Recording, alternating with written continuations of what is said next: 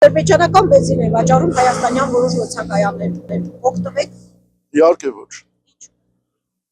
Իհարկե ոչ, իմաստը որն ասենք օգտվելուն, հարստացնենք մեր թշնամի պետությանը, որ մեր դեմ կիրառեն։ Ես չեմ ընդհանրապես չեմ օգտվի, ընդհանրապես ոնց օգտվեմ, որ իմ աղբոր երեխուն, իմ ընկերոջ երեխուն,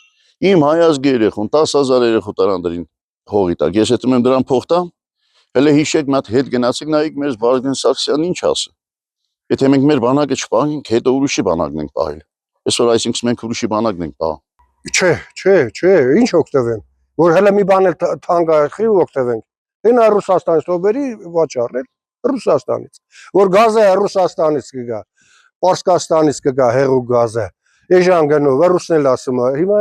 մեր ժողովրդի կեսն ասում է ռուսից բրձենք, բայց մենք ռուսի պահած ենք, ես իշխանցանվել եմ 62 թվից մինչև հիմա ես հիշում եմ, որ ռուսի ապրազն ենք, ճիշտ է,